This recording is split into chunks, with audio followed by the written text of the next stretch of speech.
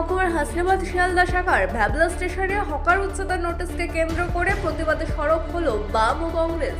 চলতি মাসের 9 জুন রেলের পক্ষ থেকে উচ্ছেদের নোটিশ জারি হওয়ার পর থেকেই উদ্বেগে রয়েছে স্টেশন চত্বরে ব্যবসা করা হকাররা। বৃহস্পতিবার ভ্যাবলা স্টেশন এলাকায় যৌথভাবে প্রতিবাদ সভার আয়োজন করেন সিপিএম এবং কংগ্রেস।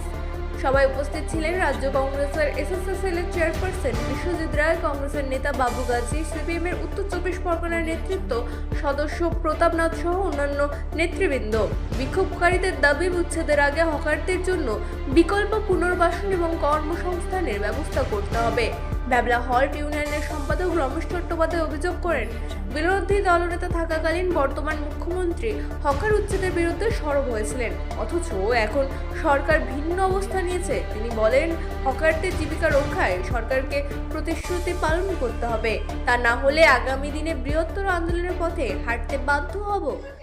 দেখুন, যারা হকার বা রেল সংলগ্ন যারা ভূমিহীন মানুষ, তারা বর্তমানে খুব বিপদে পড়েছে। কয়েকদিন আগে রেল কর্তৃপক্ষ তাদেরকে নোটিশ দিয়েছে যে তাদেরকে এখান থেকে উঠে যেতে হবে, কিন্তু আমি বর্তমান রেল কর্তৃপক্ষকে অনুরোধ করব যে এর আগেও আমরা দেখেছি যে কাউকে রেল হকারদের তুলতে গেলে তাদের পুনর্বাসন দিয়ে হকারদের তোলা উচিত। আমিও এর পক্ষে যে রেল লাইন ডবল লাইন হোক, মানুষের উন্নয়ন হোক, সবকিছু চাই, কিন্তু যারা এই ভূমিহীন মানুষ, যারা হকারি করে তাদের জীবন ধারণ করে, তাদের পরিবারকে তারা চালায়, তারা যদি আজকে এখান থেকে উঠে যায় তাহলে তারা কি করে তারা সংসার চালাবে? বছর কেন, তারা প্রায় 45 থেকে 50 বছর ধরে এই হকারিটা করছে। হঠাৎ এতদিন ধরে বললো হবে না হবে না, এখন হঠাৎ এসে বলছে যে উঠে যেতে হবে উইদিন 15 ডেজ। এরা কোথায় যাবে? তাহলে এদেরকে পুনর্বাসন দেওয়া হোক, না হলে এদেরকে সময় দেওয়া হোক, তাহলে এক্ষুনি কি করে উঠবে? এই জন্য রেল কর্তৃপক্ষকে আমি অনুরোধ করবো যে আপনারা ডবল রেল লাইন করুন, হকার যারা আছে তারাও উঠে যাবে, কোনো চিন্তার কারণ নেই, কিন্তু এদের একটা পুনর্বাসন করা হোক এবং তাদেরকে কিছু সময় দেওয়া হোক, যাতে তারা অন্য জায়গায় গিয়ে তারা এখান থেকে উঠে যেতে পারে। এখানে মিনিমাম 150 পরিবার আছে, 150 দোকানদার আছে, হকার আছে, তার সঙ্গে যুক্ত 2-3 জন করে পরিবার আছে। মিনিমাম ধরুন 400 থেকে 450 জন, তারা অনাহারে মরবে। আপনারা কি চাইছেন?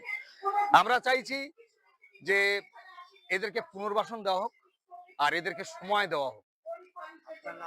আমি হচ্ছে বিশ্বজিৎ রায়, আমি রাজ্যের চেয়ারপারসন এসসি ডিপার্টমেন্টের এবং এই ওয়ার্ডেরই কাউন্সিলর